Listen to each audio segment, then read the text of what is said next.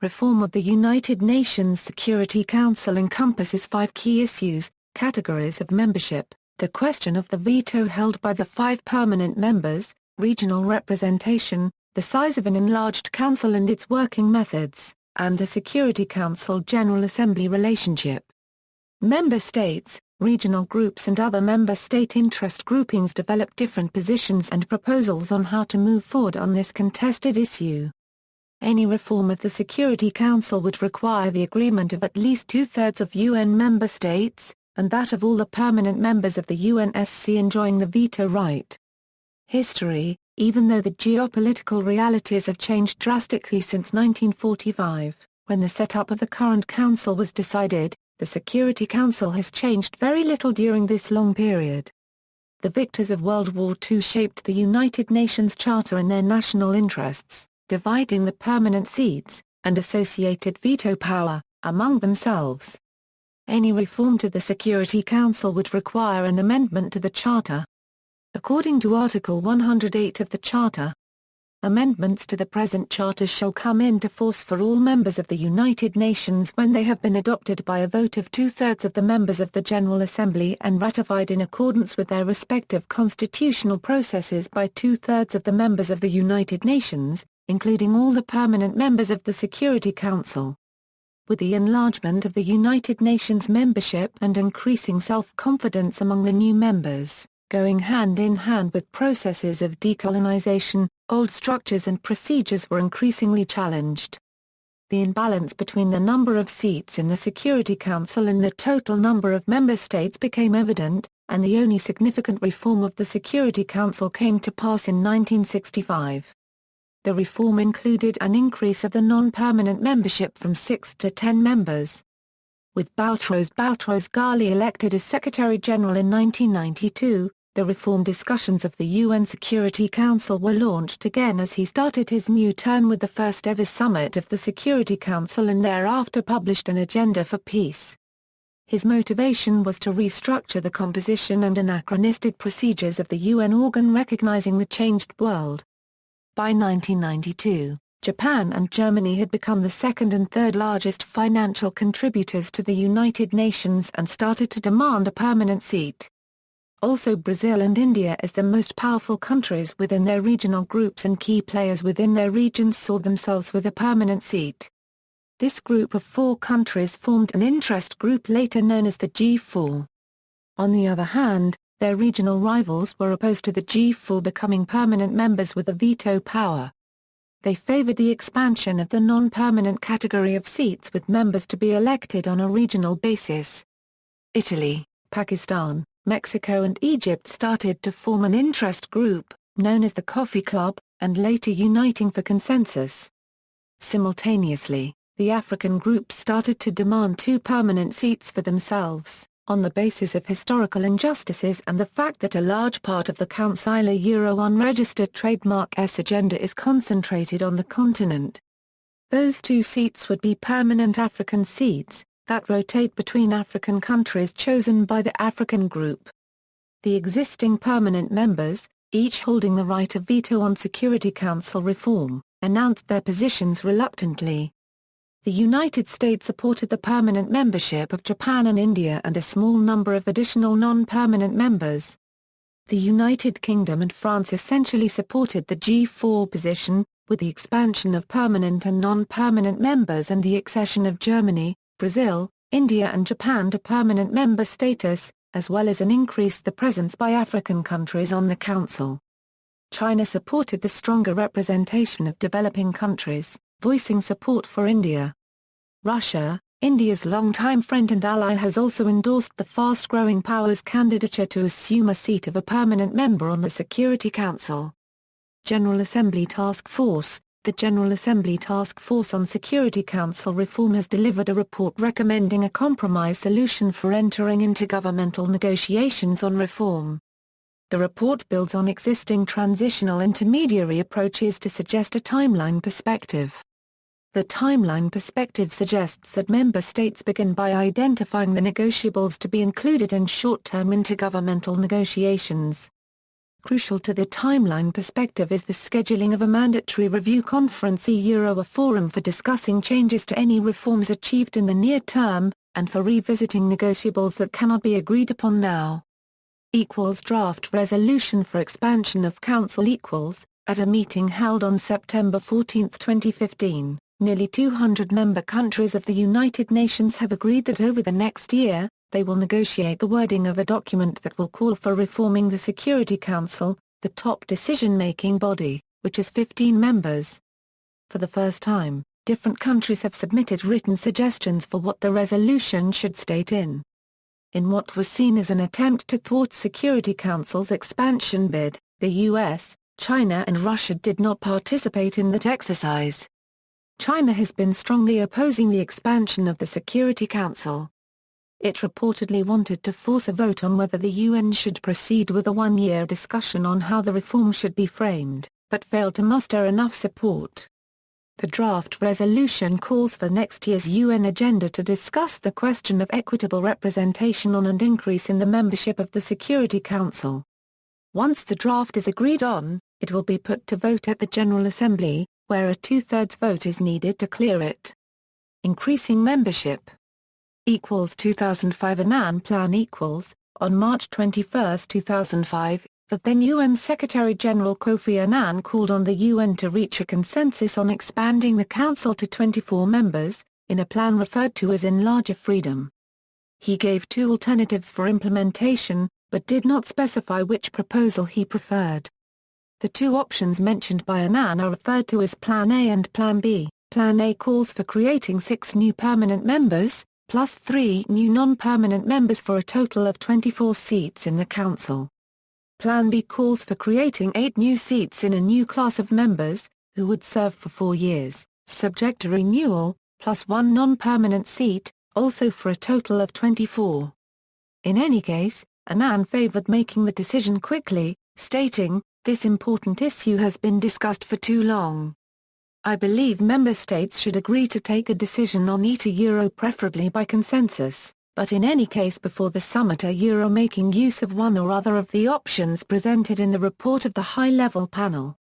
The summit mentioned by Annan is the September 2005 Millennium Plus 5 Summit, a high-level plenary meeting that reviewed Annan's report, the implementation of the 2000 Millennium Declaration, and other UN reform-related issues. Uniting for consensus . On July 26, 2005, 5 UN member countries, Italy, Argentina, Canada, Colombia and Pakistan, representing a larger group of countries called Uniting for Consensus, proposed to the General Assembly another project that maintains 5 permanent members and raises the number of non-permanent members to 20. On May 2011, 120 UN member states participated in a Uniting for Consensus meeting in Rome. New permanent member proposals. 1 proposed changes to admit more permanent members. The candidates usually mentioned are Brazil, Germany, India, and Japan. They comprise the group of G4 nations, mutually supporting one another's bids for permanent seats.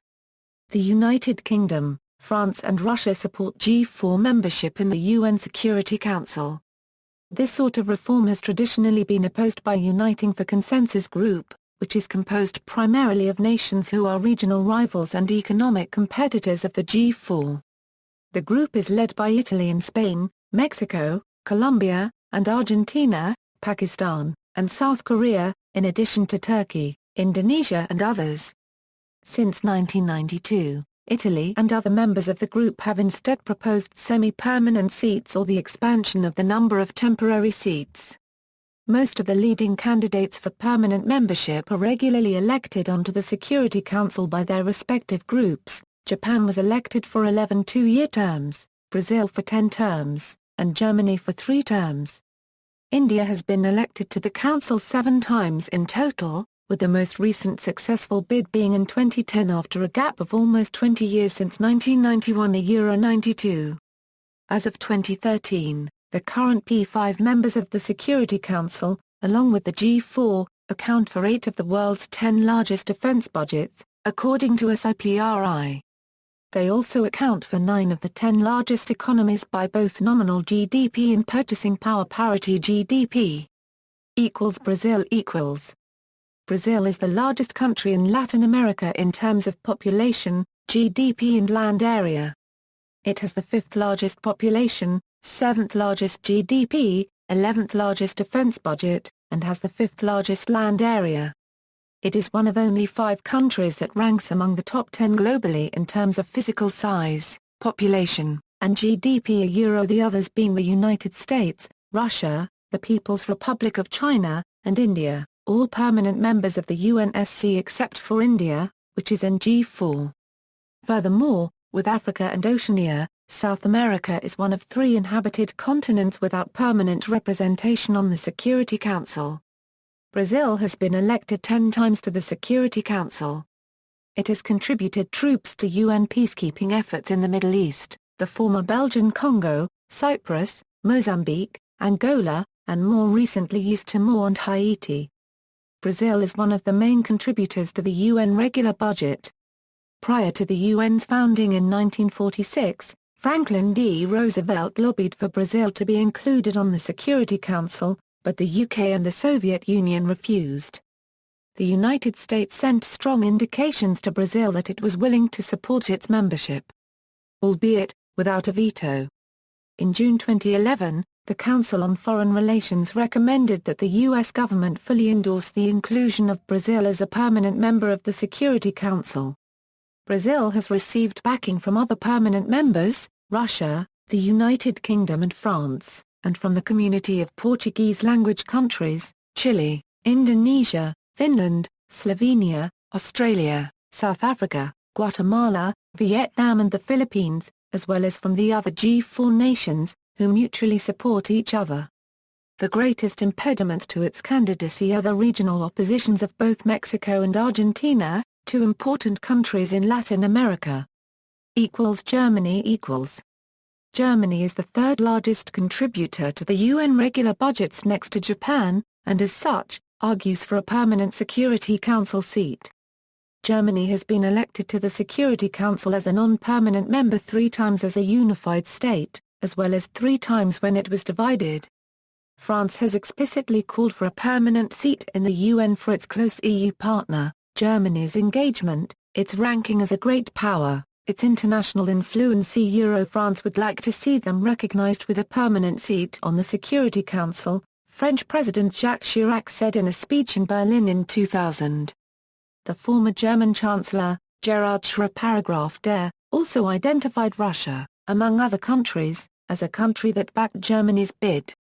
Former President Fidel V. Ramos of the Philippines also expressed his country's support for Germany's bid, together with Japan's. Italy and Netherlands, on the contrary, suggest a common European Union seat in the Council instead of Germany becoming the 3rd European member next to France and the UK. The former German Foreign Minister Josef Fischer said that Germany would also accept a common European seat, but as long as there is little sign that France and the UK will give up their own seats, Germany should also have a seat. The German campaign for a permanent seat was intensified in 2004. Schröder made himself perfectly clear in August 2004, Germany has the right to a seat. Its bid is supported by Japan, India, Brazil, France, the United Kingdom and Russia, among other countries. Current German Chancellor Angela Merkel, who had initially been quiet on the issue, restated Germany's bid in her address to the UN General Assembly in September 2007. In July 2011, Merkel's trip to Kenya, Angola, and Nigeria was thought to be motivated, in part, by the goal of seeking support from African countries for Germany's bid for a permanent seat on the Security Council. India equals. India, which joined the UN in 1945, 2 years before independence in 1947, is the 2nd largest and one of the largest constant contributors of troops to the United Nations peacekeeping missions. Foreign Policy magazine states that, India's international identity has long been shaped by its role in UN peacekeeping, with more than 100,000 Indian troops having served in UN missions during the past 50 years. Today, India has over 8,500 peacekeepers in the field, more than twice as many as the UN's 5 big powers combined. In supporting India's bid for a permanent seat on an enlarged Security Council last November, U.S. President Barack Obama cited India's long history as a leading contributor to United Nations peacekeeping mission.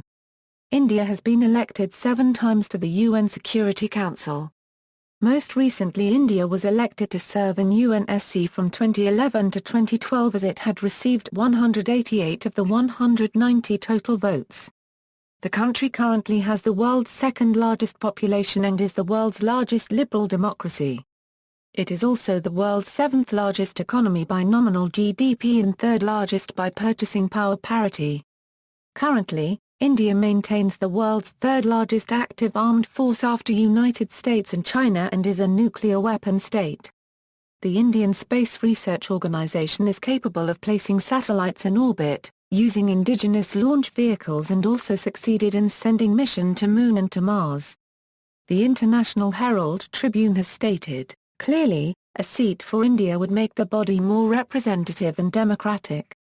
With India as a member, the Council would be a more legitimate and thus a more effective body. Thomas Friedman of the New York Times said, "Sometimes I wish that the 5 permanent members of the UN Security Council could be chosen with a vote by the fans.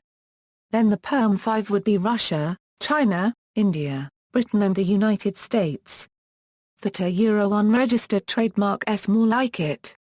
India is the world unregistered trademark S biggest democracy, the world's largest Hindu nation and the world's 2nd largest Muslim nation. India's bid for permanent member of UNSC is backed by permanent members, namely France, Russia, the United Kingdom and United States, although the United States initially opposed India's candidacy on grounds of nuclear proliferation, as India has acquired nuclear weapons and not signed the Treaty on the Non-Proliferation of Nuclear Weapons. On April 15, 2011, the People's Republic of China officially expressed its support for an increased Indian role at the United Nations, without explicitly endorsing India's Security Council ambitions. However, recently China has expressed its support for Indian candidacy as a permanent member of the Security Council if India revoked its support for Japanese candidacy. Countries that explicitly and openly support India for UNSC permanent seat are Armenia, Australia, Bahamas, Bahrain, Bangladesh, Belarus, Belgium, Belize, Benin, Bolivia, Brunei, Bulgaria, Cambodia, Chile, Croatia, Cuba, Cyprus, Czech Republic, Denmark, Dominican Republic, Ethiopia, Finland, Ghana, Guyana, Hungary, Iceland, Israel, Jamaica, Laos, Lesotho, Liberia, Libya, Kazakhstan, Kyrgyzstan, Malawi, Malaysia, Maldives, Micronesia, Mongolia, Morocco, Myanmar, Nigeria, Norway, Oman, Palay, Peru, Poland, Portugal, Romania, Rwanda, Qatar, Senegal, Singapore, Slovakia, Suriname, Swaziland, Syria, Tajikistan, Tanzania, Trinidad and Tobago, Tuvalu, Ukraine, the United Arab Emirates, Uzbekistan, Vietnam, Zambia, and latest is Sweden as a whole. The African Union also supports India's candidacy for permanent member of UNSC. Japan Japan, which joined the UN in 1956, is the 2nd largest contributor to the UN's regular budget. Its payments had surpassed the sum of those of the United Kingdom, France, China and Russia combined for nearly 2 decades before 2010. Japan has been one of the largest official development assistance donor countries. Thus, Japan, along with India, are considered the most likely candidates for 2 of the new permanent seats. China has stated that it was ready to support India's move for a permanent seat on the UNSC if India did not associate its bid with Japan. This may be contrary to the Indian stand since Japan and India are both members of the G4 and support each other's candidature. Japan has been elected to the Security Council for 11 terms as a non-permanent member. While U.S. Secretary of State, Condoleezza Rice, speaking at Sophia University in Tokyo, said, "Japan has earned its honorable place among the nations of the world by its own effort and its own character." That's why the United States unambiguously supports a permanent seat for Japan on the United Nations Security Council. Her predecessor, Colin Powell, had objected to Japanese permanent membership because Article 9 of the Japanese Constitution forbids the country from going to war unless in self-defense.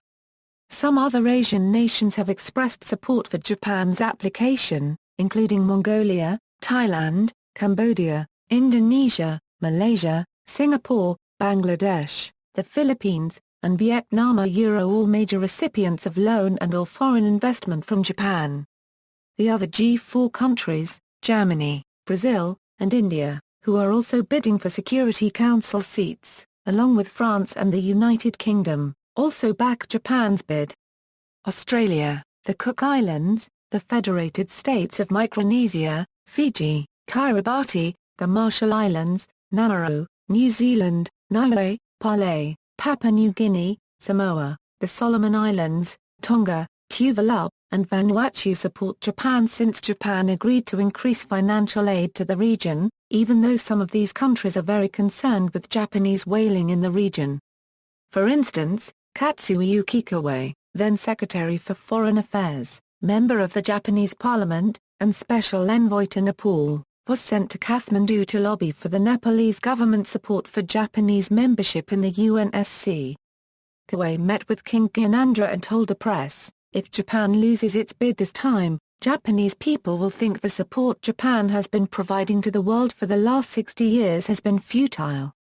Japan donates significantly to Nepal. Membership based on religion.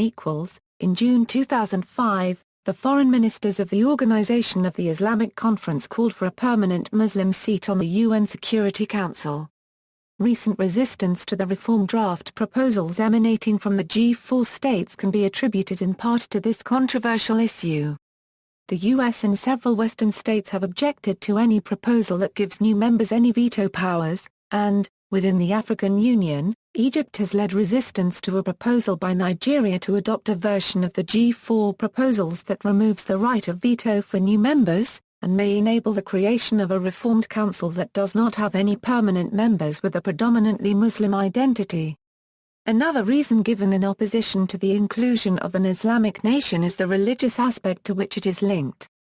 Other religious nations might also request to be provided with permanent membership in the name of religion, nations with large populations of Buddhists, Catholics, Jews and other religions. African. It has also been suggested that an African nation be given a seat on the Security Council, with Egypt, Nigeria and South Africa the most likely contenders. Currently, no country in Africa has a permanent seat on the Security Council. Although no one nation from Africa has formally been put forward as a candidate for membership on the Security Council, Algeria, Egypt, Ethiopia, South Africa, and Nigeria are seen as the strongest choices. Algeria has gained a great deal of respect for its neutrality over the years and its great commitment to African development. Egypt has the biggest military on the continent, was one of the founding members of the United Nations and enjoys great influence in Africa and in the Arab world. Ethiopia was also one of the founding members of the United Nations and holds the seat of the African Union Commission. South Africa has the second largest economy on the continent. And Nigeria is the most populous country in Africa, has the continent's largest economy, and is one of the largest contributors of military and civilian personnel to UN peacekeeping missions. Veto reform. The UNSC power of veto is frequently cited as a major problem within the UN. By wielding their veto power, any of the UNSC's 5 permanent members can prevent the adoption of any UNSC draft resolution not to their liking. Even the mere threat of a veto may lead to changes in the text of a resolution, or it being withheld altogether. As a result, the power of veto often prevents the Council from acting to address pressing international issues and affords the P5 great influence within the UN institution as a whole. For example, the Security Council passed no resolutions on most major Cold War conflicts, including the Warsaw Pact invasion of Czechoslovakia, the Vietnam War, and the Soviet-Euro-Afghan War. Resolutions addressing more current problems, such as the conflict between Israel and Palestine and Iran's suspected development of nuclear weapons, are also heavily influenced by the veto, actual or threatened. Additionally, the veto applies to the selection of the UN Secretary-General, as well as any amendments to the UN Charter, giving the P5 great influence over these processes. Discussions on improving the UN's effectiveness and responsiveness to international security threats often include reform of the Unsc veto. Proposals include, limiting the use of the veto to vital national security issues, requiring agreement from multiple states before exercising the veto, and abolishing the veto entirely. However, any reform of the veto will be very difficult. Articles 108 and 109 of the United Nations Charter grant the P5 veto over any amendments to the Charter, requiring them to approve of any modifications to the UNSC veto power that they themselves hold. Overall positions on reforming the Security Council. United States according to a formal statement by the United States Department of State. According to a formal statement by President of the United States Barack Obama in an address to a joint session of the Indian Parliament. United Kingdom and France. The United Kingdom and France hold similar views on reform to the United Nations Security Council. According to a formal statement made by 10 Downing Street. Russia. As stated by then-President of Russia Dmitry Medvedev at the general debate of the 64th session of the United Nations General Assembly. India. As per the official website of India's permanent mission to UN. According to a formal statement by then-Prime Minister of India Manmohan Singh at the general debate of the 59th session of the United Nations General Assembly. Brazil. As stated by then-President of Brazil Luiz Inacio Lula da Silva at the general debate of the 63rd session of the United Nations General Assembly. South Africa. According to a formal statement by South Africa's International Relations Minister Mate Nkoana Mashibane speaking in the South African Parliament in Cape Town. Portugal. As stated by former Prime Minister of Portugal José Copyright Czar Cubed Crates. Lithuania. According to a formal statement by Antanas Valionis, former Lithuanian Minister of Foreign Affairs, at the general debate of the 58th session of the United Nations. References. Further reading, Hans Carl Paragraph Chler, The Voting Procedure in the United Nations Security Council, 1991, ISBN 3-900704-10-4, Hans Carl Paragraph Chler, The United Nations and International Democracy. The Quest for UN Reform, 1997, ISBN 3-900704-16-3, Malone, D. and Mohbani, K. The Union Security Council from the Cold War to the 21st Century, UN World Chronicle, March 30, 2004. External links, The Different Projects of Reform, Center for UN Reform, a Independent policy research organization offering documentation and in-depth analysis on ongoing reform processes.